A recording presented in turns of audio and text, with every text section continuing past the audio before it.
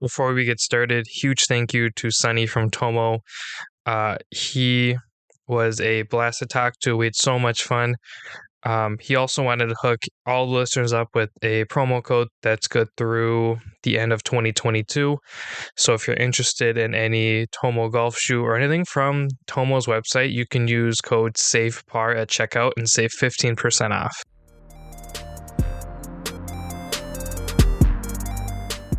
We're very excited about episode 56 as we welcome Sunny with Tomo Golf Shoes. Tomo's purpose is to challenge the golf status quo, redefining the idea of the perfect golf shoe. You can find them on Instagram at Tomo Golf Shoes. Sunny, thank you so much for taking the time and hopping on the podcast. Yeah, thanks for having me, Derek. Absolutely. Let's get right into it. It's kind of a loaded question, but what does Tomo Golf stand for, and when did you decide you wanted to start a golf company? Yeah, so Tomo is actually just short for tomorrow. And it was started, the ideation was somewhere in like 2017.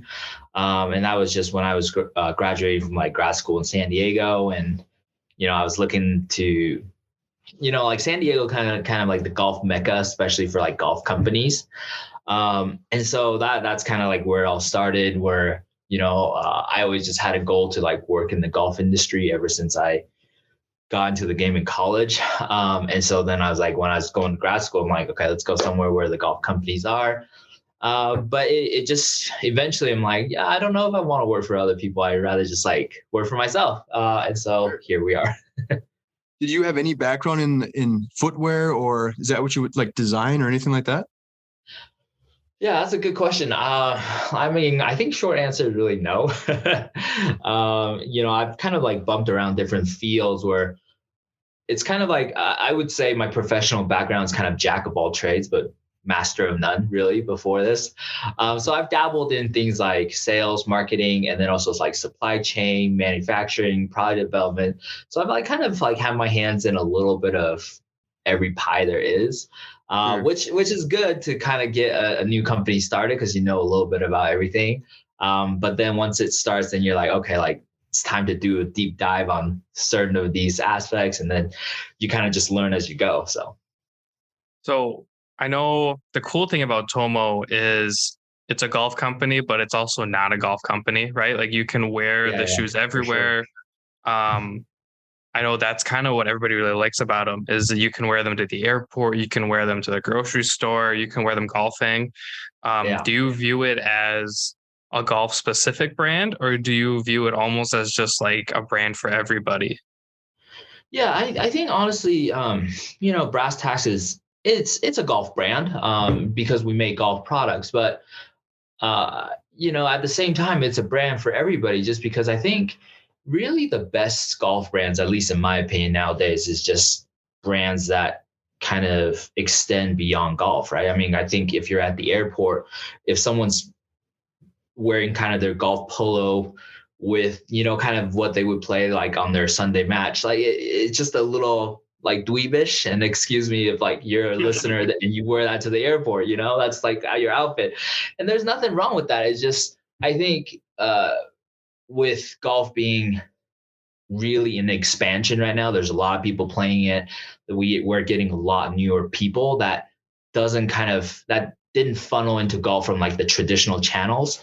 And they're just bringing whatever their background is, whether it's their t-shirts and their style, and I just think that's really cool for golf, just because that's kind of an infusion of style and modern aesthetics that you haven't seen in a long time. And so kind of long about way to answer your question. Yeah, it's a brand for everybody, just because I don't want to make something that you can only wear or you can only use for golf. I just think that's a little wasteful. If anything, it just, you spend $200 on a pair of golf shoes and you wear like once every other week or something like that. And you're too embarrassed to wear it like to work or to somewhere else just because you're clicking everywhere. It's just, so, I think that's in kind of in like spirit, a lot of like what we do, like when we design and think about a product, it's like, well, like, would we use it? Would we want it? Would we want to, would this basically make us happy? And essentially, that goes into pretty much everything we do. I was going to ask this question down the road, but with Dom's great question, I want to piggyback on that. Is it kind of surreal for you? Like you say, it kind of started in 2017, but you created this golf shoe, and he brought up the airport thing. Is it more impressive that you see your own shoe, somebody wearing it at the airport or on the golf course? Yeah, that's a good question. I think honestly, I'm just happy to see it being worn anywhere. It's gonna be pretty wild. Like you something you Yeah, designed, and you know what I mean? It's awesome. yeah. I mean, it's wild. I think we started the idea in 2017, but we didn't launch until like mid. I think it was like June or July of 2018. So we've only been around for what is that? My math, like 4 years. 4 years, yeah. Yeah, and I remember once I was like traveling in Asia, and I was living there for a little bit, just doing like development season. I kind of live stateside, and I live there every once in a while, just depending on what we're developing. And while I was there, there was like a local like indoor simulator range that I went to just to play some golf and stuff like that.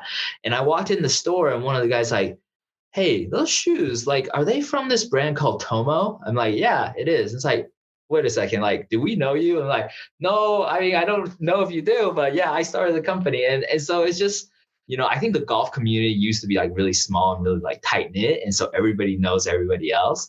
And that's just like really cool. And I mean, obviously with it expanding, that's also super awesome. So That's very cool. Are you guys located in San Diego right now, as far as like the whole as a company? Because I know you guys ship internationally to a couple different countries, I believe, correct? yeah. So we're kind of like all over the place. So we have a marketing team in San Diego that shoots a lot of our content, but we also have a content team here in Utah, where I am right now, and that's where we fulfill from. Just because typically you're in the middle, it's easier to fulfill to like East Coast, West Coast, that type of thing. So Sure. logistically speaking, we have a team here, but then we also have local fulfillment now in Australia and New Zealand. And then we just have team members kind of scattered across. So Awesome. So when you kind of all over the place, but as far as like the like the design of a shoe, because I know you have multiple shoes. I apologize. I'm living downtown Minneapolis, and I don't know if you can hear the sirens, but it's pretty oh no, you're pretty good. common. I can't hear a thing. So Oh, okay, good. yeah, All right, perfect. so we're good. We can. I'm sure your audio is like a lot more professional than mine. I'm just using whatever my laptop comes with. So Oh, sure. yeah, Well, we so can you're hear you good. great. I just said I don't know if you could hear us, because we can hear pretty clearly Nah, over you're here. good. But We've had some guests point it out and they're like, wow, it's really loud there. And we're like, sorry. Yeah. Like, we're working on a space. We're working on a space at some point. Dang, now you're Um, like giving me a whole new bag of insecurities. Where like, oh, this guest voice is like super annoying or oh it's no, super echoey. not at all. no, yours is You fine. sound perfect. Yeah, Yeah. totally fine. But back to that question, like what does like the design process look like? Are you kind of the brains behind that and you come up with ideas, or can you kind of walk us through the steps on how that works? Yeah, so I think so far up to this point, I think we've had 6 or 7 different lines of shoes. And right now there's 4 different new lines being developed right now. And that's not counting like some collaborations we've had with other groups and things like that. But really, I would say mostly every single one is a little bit different. I mean, I remember the very first shoe that was developed.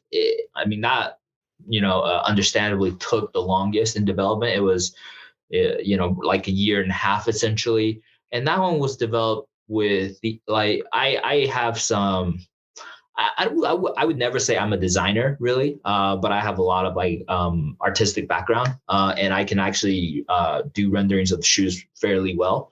And so that first shoe was created by me, and then we had like a professional like digital artist that did the tech pack and things like that. But some of the shoes was just like, hey, we like this particular style. Let's see how we could put like Tomo's stamp on it. And then versus some other shoes, we really just kind of go from scratch and like, what do we want from this shoe? And then let's put together the look. So it really, I think some of it, a lot of it, I would say is influenced by kind of what's currently going on in terms of just street level footwear, kind of what your sneakerheads would be into. And that's part of the goal, is to kind of bring that outside fashion into golf, which traditionally is kind of like insulated from like outside influences. And then some other, we just kind of work it out ourselves and design it from scratch. So yeah, a little bit of everything really. So I work in the running industry. So I get to work with some really cool brands like Mizuno, Brooks, Asics, a lot of those kind of fun brands. Nice. I know a lot of them base some of their designs off of certain influences. So like Mizuno, for instance, one of the shoes I really liked was a couple years ago, they had the Inspire like 18 or something. They're on like 24 or whatever now. But they actually took and designed the 4-foot cage off of a dragonfly wing. So my question is, and when I'm getting to it, took a little bit longer than I wanted. Where do you get your kind of inspirations from? Because it seems like all these other, footwear companies are getting inspiration from all these kind of, I don't want to say weird places, because like dragonflies are pretty cool, but just something you wouldn't think of. Yeah, like I never looked at this. That's super awesome. I've never thought about it. I'm gonna have to start looking at like cool insects or whatever it is, I'm lucky enough to work with really, really great brands and really great reps who do a good job explaining them. But I never would have thought of looking at it and gone, no, dragonfly wing, and just stuff like that is always kind of the coolest part about footwear and designing. Yeah, I think honestly, like running shoes, it's crazy because you would think footwear is footwear, right? But when it comes to different industries, it's so different. I think to start a footwear industry, period, your R&D budget has to be insanely huge, unless you're just trying to be like every other person or just like every other brand, right? I think like, for example, Nike, it's super hard to catch up to them because nobody's budget can really like compete. And you've heard like all that marathon scandal where like, oh, we want to ban the Nike Next Percent because they're too fast and things like that. So I think, for us, a lot of the inspiration doesn't necessarily come from like dragonflies or anything like that. It's just, again, like I feel like we should, right? Because that's super awesome. But really kind of a lot of influences from streetwear. A lot of the influences I personally want to wear what I would wear normally to the golf course. I don't want to have a separate wardrobe for the golf course. That just seems really strange to me. I think when we started or ideation happened in 2017, like Ricky Fowler was like a really big name. And that's when he would deck himself out in like the whole Sunday orange. I think that's fun. I think that's fun to like bring so much color into the game, but I would never walk down the street in neon orange. And so, I think that got him like a lot of notoriety, and now like his outfit is, kind of like fitting into kind of what modern trends would be. And I think that's kind of where, at least for footwear that we're interested in is just things that's easily crossover, things that would fit in your normal wardrobe should also work on the golf course, essentially. I feel like you're in like the perfect opportunity to like start a golf shoe company though, just with like how we were just talking about how like you're trying to come up with something that you'd wear on and off the course. And golf right now is at an all-time high. And I feel like it's growing so much with like the streetwear collaborations. I mean, we've had like the Drake, was it not what's that brand? Nocta. Yeah, like there's different collaborations. Like it's not only like so it's people that don't even play golf now are getting into golf. We're also seeing like super duper casual golf shoes come into play, right? Like it's no longer the pointed toe or the wingtip or anything like that, super spiked golf cleats. Yeah, now it's the Jordan golf shoes. I think Cole Haan makes they have some shoes and they look super casual. I don't think any of them look quite as good as like the Tomo ones, because the Tomo have like I'm not just like doing that to like toot your horn, but like there's something just like future. Until next week, Cole Haan comes on the podcast, right? I will say no, the volume 1 though, that's the shoe that I have actually. Yeah, Derek actually has a pair. Yeah, the volume 1s, and they are. I actually, and it's you explained it perfectly. Like I wore them off the course all the time.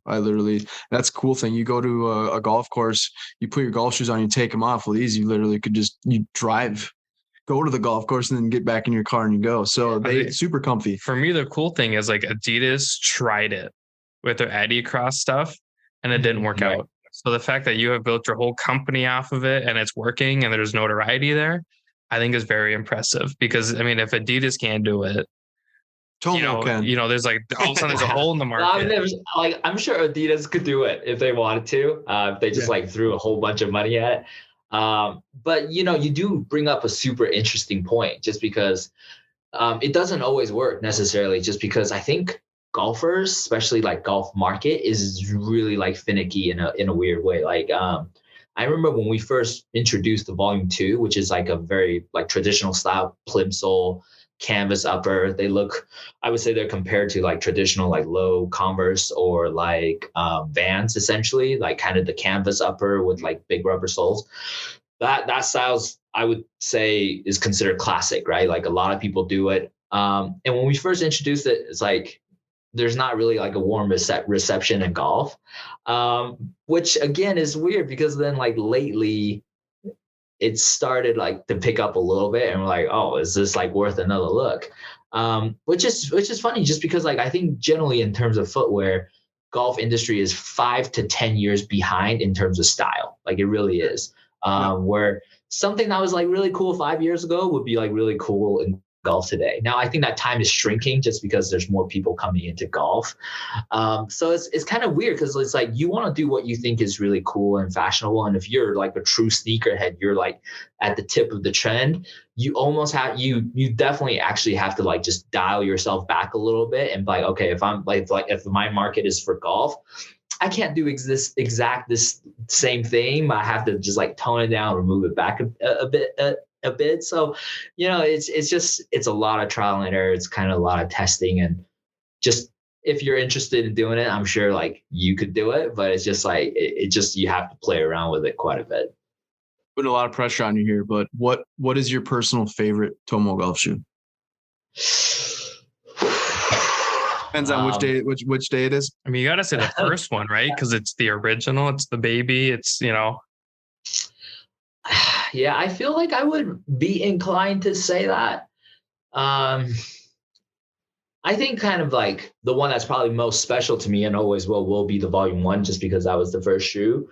But currently my favorite one to wear would be the Bravos, just because I think the Volume 1s, I think they're a great, like, I think in terms of versatility, they're the most versatile shoe in terms of on off course.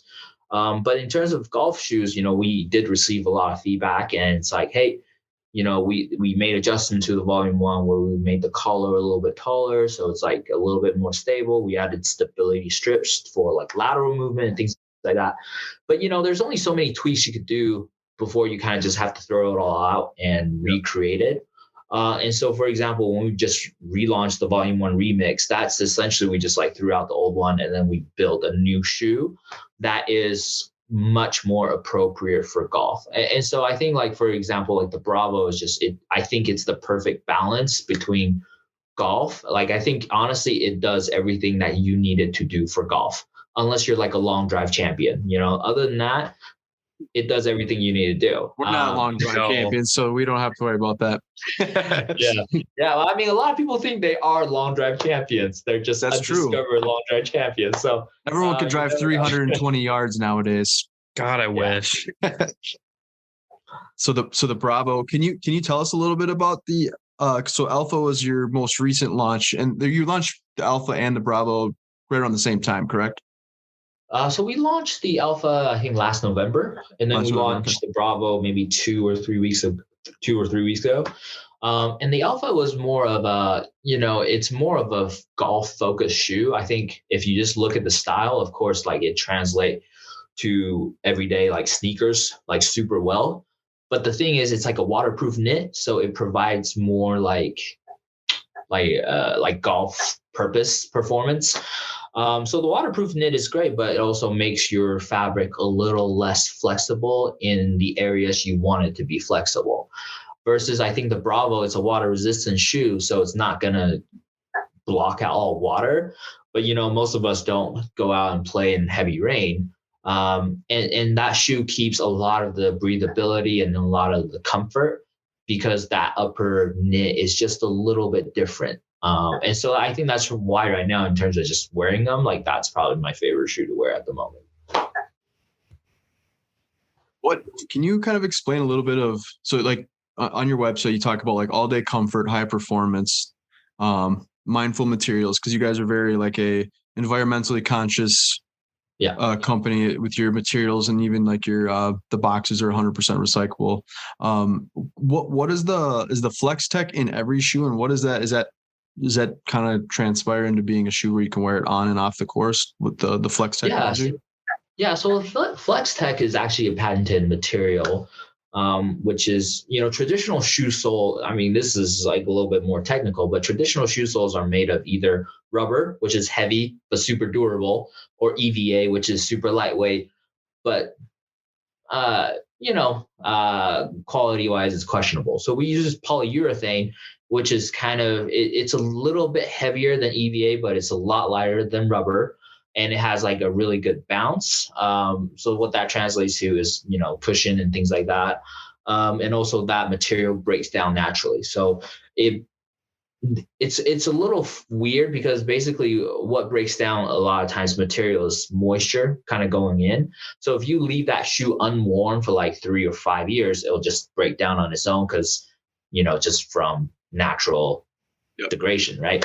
But if you're constantly using it, basically keeping that material alive, essentially, then that material keeps its bounce, keeps its give, and things like that. And so, for us, that's definitely important, just because we want to do everything right. We want to do everything kind of the best way that we can, that we know how. And so, like you said, like all our boxes, packaging is recyclable, and same thing with the material that we choose that goes into our shoes.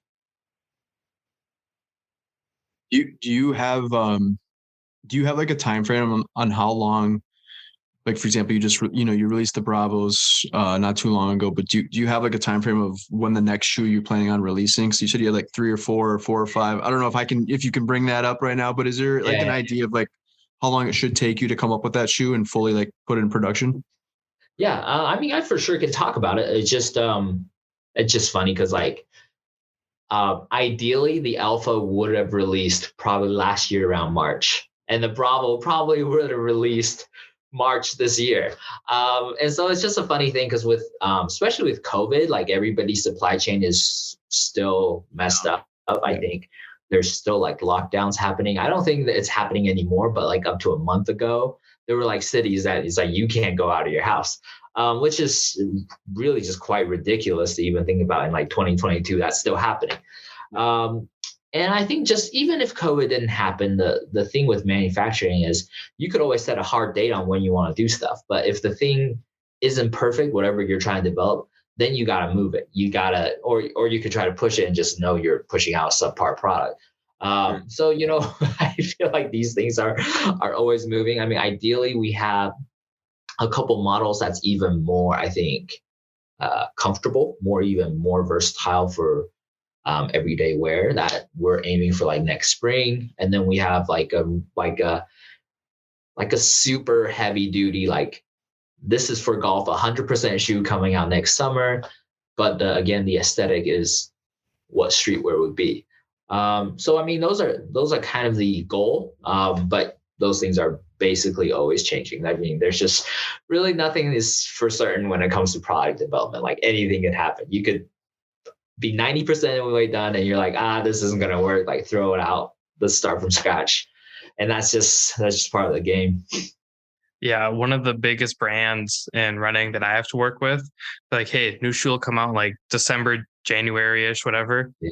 I got them last week. Like nobody knows anything anymore. And it's like the most frustrating thing to like explain to people because I have no idea. The brands don't really know either. Like it's just kind of, when we're ready, we'll put them out. Yeah, like this shoe originally was developed to be like a waterproof knit option. And it was, I would say probably, I don't know, like 50, 60% done. But then we got to a point where like, we just didn't like how it turned out. And so we're scratching it. So I like that one. That one's like, nice. Well, yeah. So like, what would be like, how many people decides on that? Like at the end of the day, like ultimately, like, is it like a big group of people that like do like a yes and no kind of a thing? Picture like a boardroom where you just go yay or nay. Yeah, just raise your hand if it's going to go in production or not. This is why we're not a company. Yeah, that's why we're asking these questions. I mean, not really. I mean, at the end of the day, I think it really comes down to, I mean, if there's major flaw, then it's like, okay, we're obviously not doing it. Like everybody's Sure. on board. Um, and that's usually kind of like, catastrophic, like scraps, right? Like that's like, we're throwing that out. But otherwise, it's minor things we usually can fix and things like that. So yeah, I mean, I think usually it comes down to me Sure. Did COVID really? essentially like, oh, we want to go ahead with it. Sorry, our computer cut out, so I didn't get your full answer. So I apologize. I was trying to talk because I thought you were waiting for me to say something. No, you're good. But I was trying to think of where I was going with that question. Yeah, I don't know where you're going. I know I'm trying to figure out where I was going with that. Oh yeah, no, I was going to ask you. I'm sorry. Did COVID? I mean, because I feel like there's so many more golfers now since COVID, but was that a real issue for you guys? Because I know with productions and backups and things like that, did you guys have a lot of stock inventory where it wasn't a big issue for you guys as far as like when, so I know people were having big issues with getting certain materials and products? I think we just kind of got a little bit lucky because everybody didn't know what was going on, and we just happened to have like a big shipment of inventory come in right before everything like closed. And I think that probably carried us through 2010 because again, that helped a ton just because a lot of people, there's now a lot of more customers because there are more golfers. And then 2011 was more like, like basically Talking what, 2020, 2021? yeah, 20, what did I say? You said 2010 and 2010 and then 2011. 2011. I'm like, well, we're going way back in time. Yeah, no, I mean, here's the thing, like I the figured I knew whole what you meant. timeline, right? It's mushed into one file. Like sometimes I'm like, oh, I feel like I just started this in like my study room like 2 weeks ago, So no, that was like 2020. Yeah, 2020 we got like a big shipment right before everything closed. And 2021 is like, okay, like I think we could get replenished on a lot of stocks. Or the stock that we have, but we just really can't push the development timeline. So that's why everything got pushed back. And so that kind of just has a snowball effect that when one product gets pushed back, it pushes like everything else back too. And so that's just, but I mean, honestly, I don't think it was too bad. I just think we could have done a lot more. I think it was more like missed opportunities rather than, oh, like it would have made us shut down. Like, no, it just, I think we could have done a lot more and grew a lot more as a brand. Are you guys in any pro shops, or do you guys plan on being any like golf stores or anything like that? Or are you just streamlined right through Tomo Golf Shoes on the website? Yeah, so I mean, our main focus is really just using our own platform.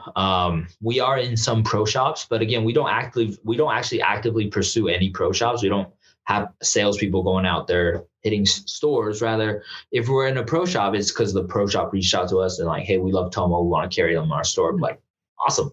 And the reason for that is it's not like we want one day. I think one day the goal is to, I don't know necessarily if we want to be something in like the sporting goods or something like that. Like, sure, like if that happened, maybe.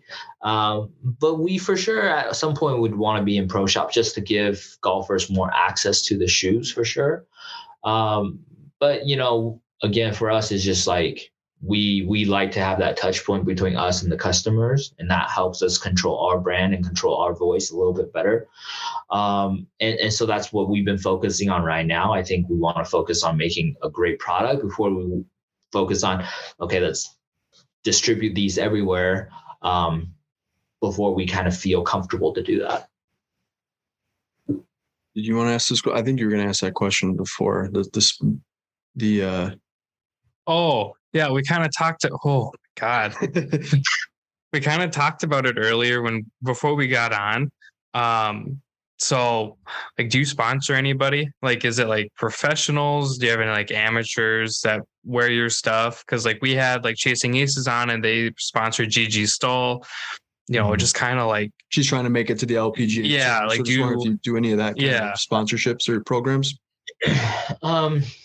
Podcast. The short answer is no, in terms of like professional players. Sure. And that might just be a personal thing about me. Is just I never really understood in terms of golf. Like I understand like basketball in the sense of like, if you're a kid and you look at LeBron James and you're like, okay, like he's the best basketball player is. I want to be him. I'm going to wear everything he's wearing.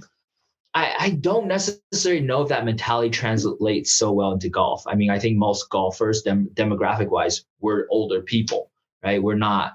What is Dustin Johnson wearing? I want to wear the same. Like I don't know, and really, I don't care. I just want to wear what I want to wear and what I think is comfortable. And so, and again, our focus isn't on, well, this is the best golf shoe ever. This is the best shoe, period. Like this is the best shoe for me to wear every day.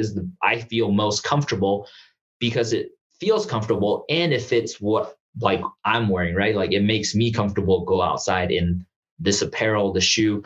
And so it's just, I don't think really the tour or professional player is a big focus for us. Rather, I think, as much as people love to hate on the word influencers, I think a lot of them are regular people like you and I who loves golf.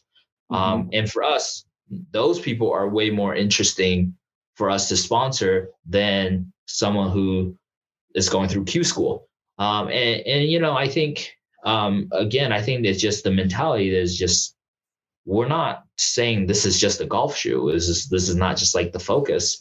And I think if anybody wore to a tournament, they find the shoe perform just fine. They would find the shoe works great, just like any other spikeless shoe would. But again, I'm just not that interested in the shoe being portrayed in that particular setting, rather than I think golf should be fun. And if we're having fun with our friends, we're just going out for a Saturday round. That's what I'm comfortable wearing. I much rather sponsor that guy.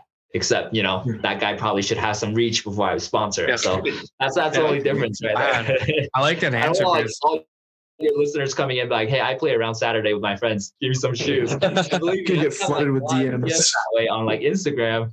And sometimes you just like won't believe what people like are saying out on like Instagram, right? I swear I had this kid.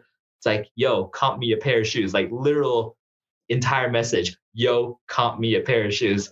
And I messaged him, like, does this ever work for you? And he's like, not yet, ? And I'm like, no, it's not going to work today. Sorry. No, I like that answer because, I mean, I've on my phone, I've had your website up for this whole time just so I can kind of follow along and kind of, with what you're saying about the shoes. It helps me kind of view them, I guess. The more I look at them, the more I kind of think of like, the average Joe plays Saturdays, wants a comfortable shoe to wear to the course, play it around in, and then, maybe have 2, 3, 4 at the 19th hole. Like they just scream casual to me, but still have all the performance. Yeah, you can wear them out, wear them out to a restaurant or wherever. Yeah, and I've never owned them. I am a fan of just like comfortable multi-purpose shoes, though. I think that is such a niche item in the market that for some reason nobody wants to like hop in and fill. But yeah, the more we've had kind of leading up to this, kind of the more of research and the more I just become more and more of a fan. Thanks. I'm into them. I like them. I think they look very cool. They look nice. Okay, get on to a couple other questions here. So then first one here is, how did you get into the game of golf? I think actually I first like ever touched a golf club was probably in high school. Maybe like junior or senior year, and absolutely hated it. I was like, this isn't a sport. This is just like a bunch of old people like wiggling their butts around. It's not a real thing. And I absolutely hated it, probably because I was like really bad at it, so yeah. I can relate. I don't even remember what happened. I think in college, my goal was every semester I would take one class just for fun. So I took like a scuba course. I took like a snowboarding class. I would just take one class for fun every semester. And then just one semester, I was like, okay, I'll take golf.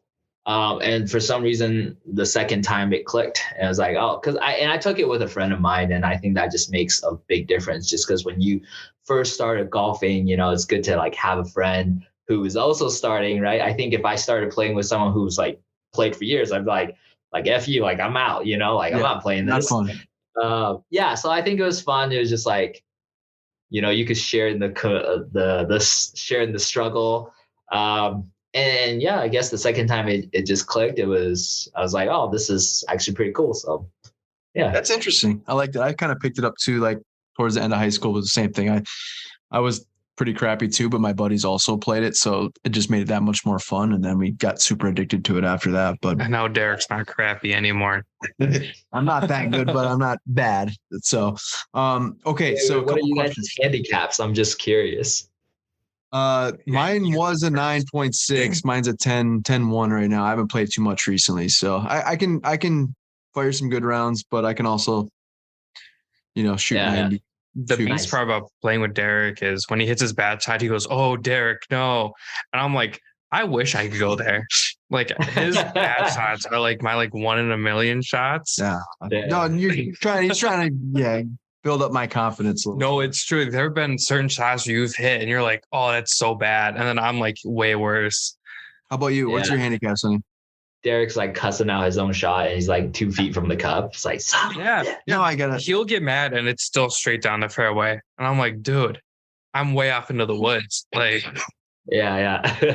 I bet honestly my handicap would fluctuate anywhere between, I don't know, like 20 to like 15. But I don't keep score. I hardly ever track. When I play, I really just think about how many pars and how many birdies I made. Because I think when I keep score, I get like really like, I don't know, it just messes my game up. Play a little worse when because absolutely. And I think the last time I actually had an official handicap must have been like 4 or 5, maybe even longer, like 4 or 5 years ago. Just because I can't do it. Like, I think it's great when you can like say, oh, I had a bogey and a double bogey and I'm fine. But I was like, no, I don't want to remember that. Like, I only want to remember the good ones. I didn't start keeping track of mine until we started doing these because people kept asking and I kept going, I don't know. Like, I hate to break it to everybody, but I don't know. Started keeping track. I'm at like 21. My issue is, and I explained this, I was talking to Golf Arrows earlier. I just goof around. I'm like, oh, I can hit this flop shot from 400 yards out. Like, yeah, Dom is the most he's fun to golf with because he doesn't take it seriously, which I think too many people do. Like you said, you get kind of worked up, and there's that book that I've talked about before, and now I'm drawing a blank on it. Must have been a good book. No, it's a good golf book, but it's basically like as a golfer, you get a scorecard and it's like a par 72. Well, most people are never going to shoot that par 72. So you're already realistically, if it's a par 5, up to bail. Yeah, exactly. Like realistically, Dom, if he gets a 6 on a par 5 starting, it's probably a birdie. Like going by handicap. I'm pumped if I bogey a 5 to start. Yeah, pretty pumped. Exactly. So there, it is kind of setting you up, already kind of for failure. But another question for you: if you hit a hole in one on a simulator, do you count it? No. I'm so sorry. No, I mean, on the same. No, definitely not. Okay. And I've hit one on a golf simulator from like 150, but I'm not telling anybody about that. And I've never had a hole in one, and I'm not going to claim that. Okay. No, it's like if you hit a hole in one playing PGA 2K, do you count that? Yeah, I have a tally on my phone. I can tell you guys how many I have. I'm just kidding. I straight up thought you were going to open your phone and go to like. No, I haven't played PGA in forever. I wouldn't have been surprised. All right, Sonny, if you could take 2 golf clubs to your local 18-hole golf course and play the full round with 2 clubs, what would the 2 clubs be? And realistically, what do you think you'd shoot? I know you don't really keep track. You can just say how many pars and birdies you think you would have. Yeah, well, I mean, I could probably tell you what I shoot. I'd probably shoot like, I don't know, like 90, 100, probably 100, 110 maybe. But I think I probably would bring maybe like a 5 iron and a 9 iron. Okay. All right, this is a question that we've asked several guests on, and we've had plenty of people have been waiting to ask this question. But if you attend a professional golf tournament, are you wearing, so like if you're going to a PGA event or whatever event it might be, and you're just going as a spectator, are you wearing golf shoes or just casual regular shoes?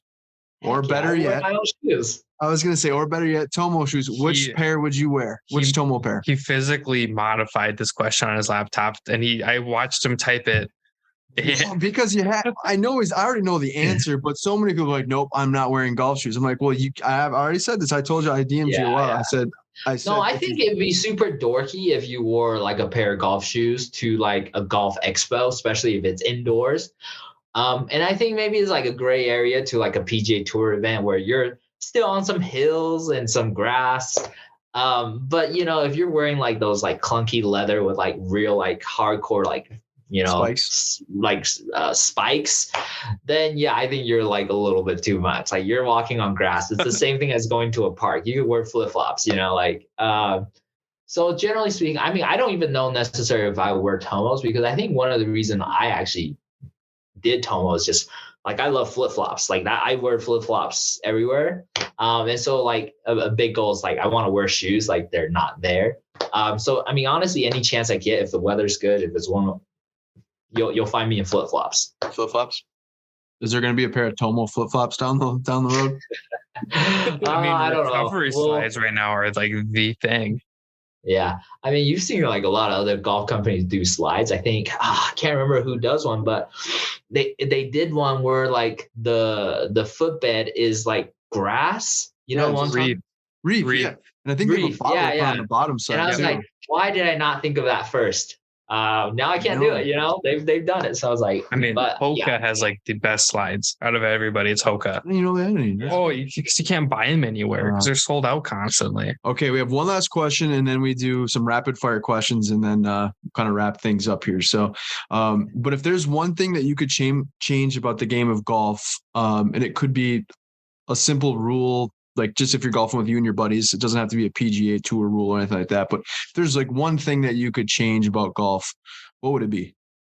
Like for me, just to give you an example, like a lot of people would use what they call like a breakfast ball or a lunch ball. So like everyone gets like one ball, but if they shank it in the woods, they'll re-tee. So like that would be something that you could. Is that like one per round or one per hole? No. It would normally be. I like that question. I like that. So there's normally be one per 9 holes.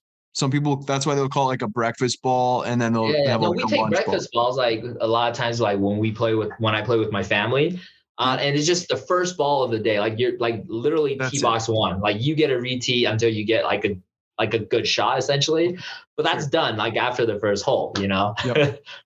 Okay, so would that be your answer? Do you think, or do you have something that you think that you might want to change? Like I know slow play is a really popular one. Yeah. I mean, if I'm like playing by myself in 9 holes, I usually do it in like less than an hour. And so slow play is a huge one, but honestly, I'd probably say culture. And that's like a super open-ended. And I just mean kind of that like hotty-toddy, like country club culture, like elitist culture. But that's tied into so many things. That's tied into like a dress code. That's tied into membership. That's tied into like, I just learned this like not too long ago, but in Europe, you could pay like a year-long membership for like 200 quid or something like that. And you play year round at multiple courses. I'm like, where is that for the United States? Yeah, you don't really get that. Yeah, so I'd probably change something like that. Okay. All right, some rapid fire questions. Go ahead, Dom. Sorry, it hasn't been like super rapid because I'm just like going on. No, that's okay. This is how they always work. I know it's kind of a stupid term, rapid fire questions, because they don't end up being that way. It's totally fine. No, especially because we'll have a couple of them where it's like, you're going to have to think. Yeah. Like I said, this is like the hardest part. It's just like, what's your favorite food? It's like, who knows? Mine changes every episode, apparently. It's true. So you rocking pants or shorts on the course? Shorts. What? San Diego, yeah. Or Utah, actually. That's true too, but never been there. Well, I try to wear like flip-flops. I try to wear shorts every chance I get too. So that's kind of like my wardrobe, but you kind of get that. Sure. Softball. Yeah, it snowed the other day. So we're not wearing. We're here in Minneapolis, and it didn't stick for too long. But I mean, it was wild waking up in the morning and seeing the snow. It was, at this early. It's a little early for that, I think, right? Like, yeah, absolutely. Anytime before November, it's too early. 91, we had a blizzard on Halloween. Yeah. I wasn't around yet, but I've heard stories. Hat, bucket hat or no hat on the course? Honestly, I like really all of them. So if I had to choose one, then probably no hat. You got some nice flow cooking, nice hair. So yeah, I'd probably go no hat. Yeah, I'm never gonna like. I was born with a full head of hair, and so that's just what I'm working with. So yeah. What driver's in your bag? Right now it's like the Callaway Epic, whatever it is. It's like one from 2 or 3 years ago. Yeah. It's the green, the Flash. Yeah. Packers one. That's all I remember. It's like the green and yellow one. Yeah. It's the Epic Flash. Yeah. Yeah, it's that one. Okay, so what is your favorite golf shoe right now that you wear? And then this might be kind of a weird question, but what is your favorite golf shoe that you wish you had? Like maybe like a collector Jordan style, something like that. Honestly, I mean, I feel like I kind of given this away by just saying like I like the Bravos right now the most, and that's probably the shoe I would wear the most right now. But honestly, if I could, I really would like to get my hands on like one of those like old school traditional nail golf shoes, just for history, just to see it. Cool. That's a good answer. So yeah, that's probably like a collector's item I probably want to have. I want to know how heavy they are. Yeah, I bet they're bricks. Pretty heavy. They're 4 pounds each. Jeez. Do you prefer early morning golf or twilight golf? Probably twilight. Attaboy. Yeah. That's the right answer. I like the early morning, but I like twilight too. Well, who really likes to get up like really early and then it's always cold, right? You're like hungry, you're cold, you're sleepy. You're literally taking the words out of Dom's mouth. That's exactly what he said the whole time. Dirk made me wake up early, and I'm like, dude, he was so crabby. Like, this sucks. And it was rainy. It was cold though. It was cold, and I'm like, when we ended, it was when I wanted to start. It was 74 and sunny, and I was like, wow, it's almost like I was right. You were right that day. I was. What's your favorite golf club in your bag right now, currently?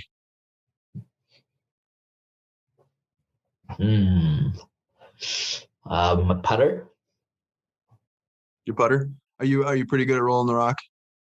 Putter is like my weakest. Actually, I feel that changes all the time, and the only reason I said putter is because I've been rolling it well lately. Sure. And I don't have like a really good putter. It's just like an Odyssey, like Versa 2 or something like that. It's just a blade with like one of those. It's supposed to be like those white insert, like the white hot insert, but it's black. Yep. And it's in any sense of the word, it's not a special putter. It's like a very normal. I think it was priced probably very modest. It's not a high end putter. But putter is like one of those things where I feel like they're all about the same, really. Just depends on the person using the putter. Almost. Yeah, that's why I've never been like big on like the Scotty Cameron putters. Everyone's like, "Oh, I need this putter," and it's like $700, and you're like, "Congrats, I beat you with my $100 ping putter or whatever." Yeah, they're all the same. See, I'll buy an expensive putter if I think it looks really cool, but not because of any performance they claim to have. I know like Ping's like new I think like their 3D printed putter. Oh, actually no, that's Cobra that does the 3D. Cobra does that. But then the new Ping and like answer line and stuff like that, they look super, super awesome. And I would just buy one to look at it and maybe use, but I don't think it would really make me a better or worse golfer, essentially.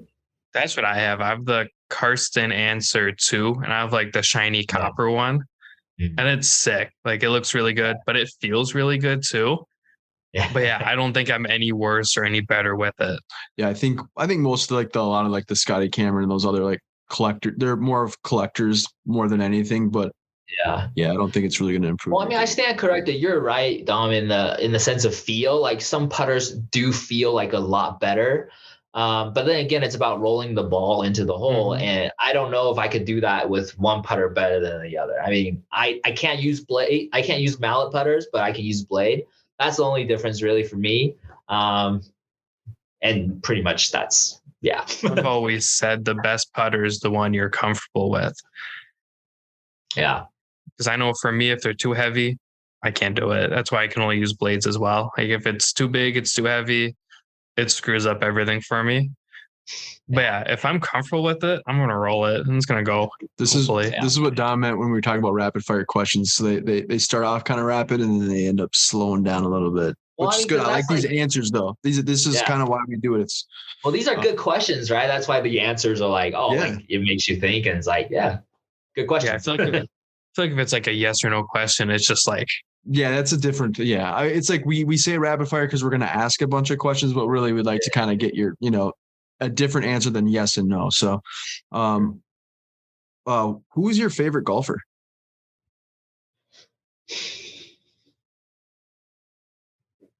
Yeah, this is a tough one just because, I mean, it could be anybody.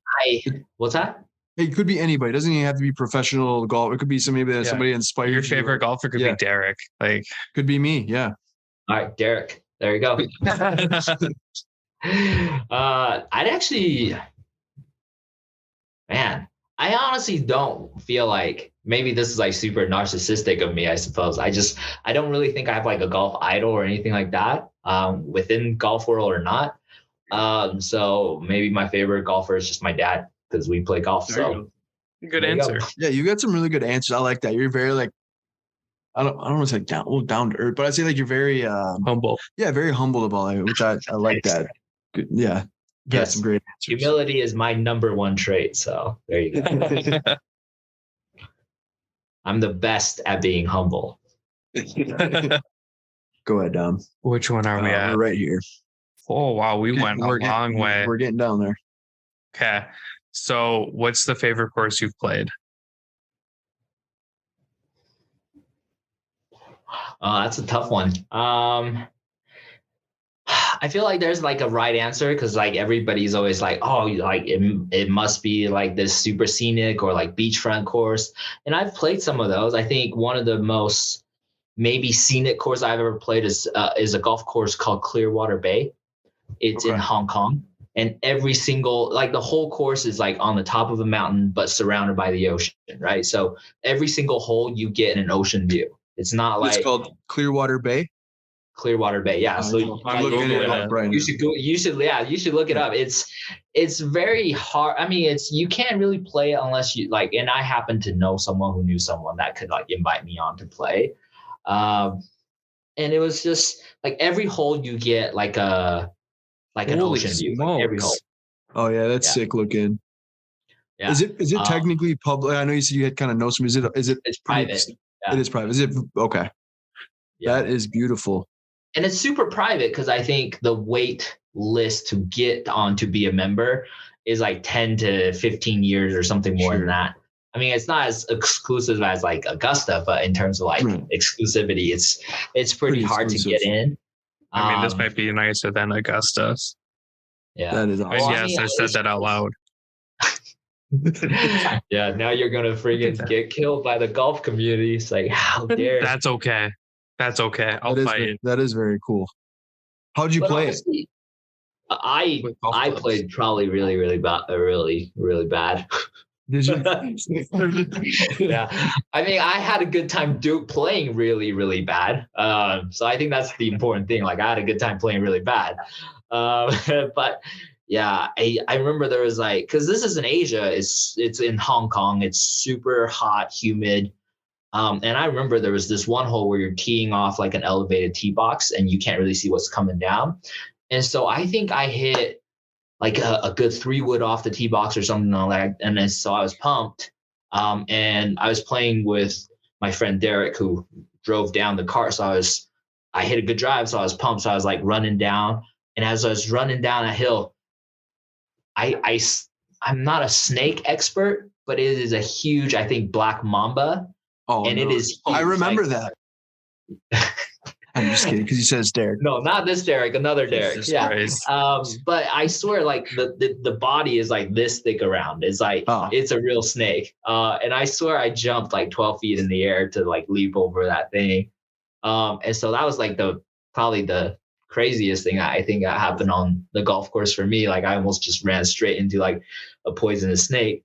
But actually, I think my favorite course might just be it's now closed, but there used to be this local course called Cascade.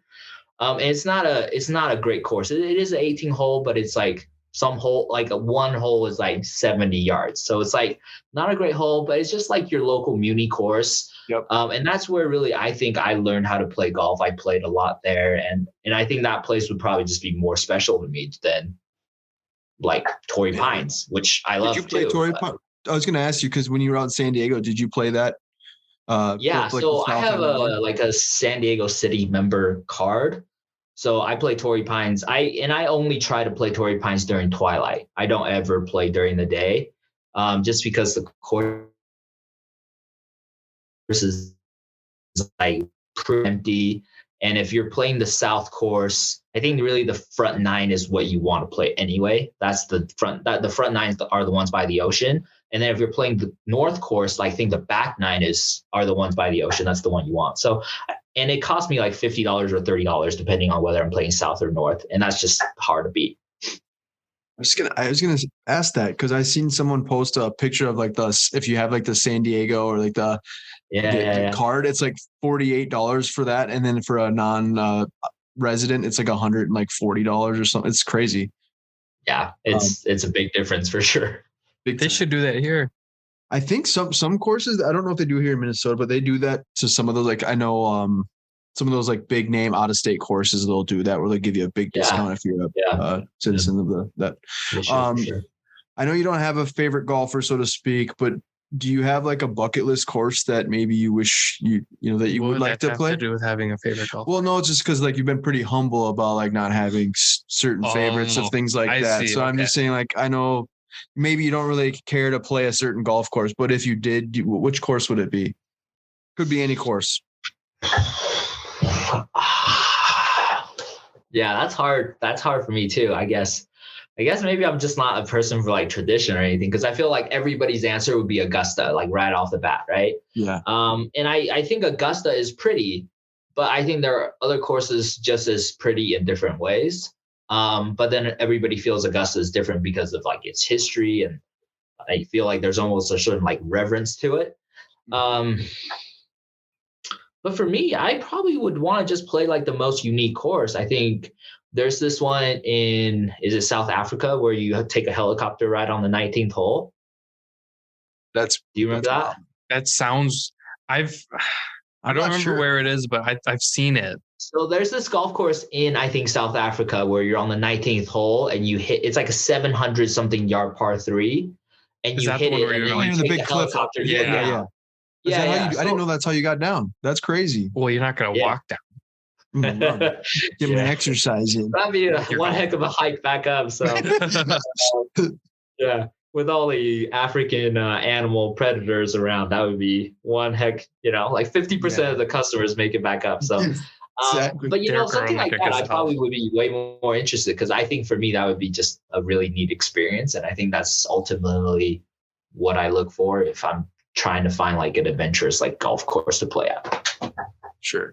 Well, Sonny, it's been a pleasure. We really appreciate. We have one last question that we typically ask all of our guests. And it's always some sort of food related question.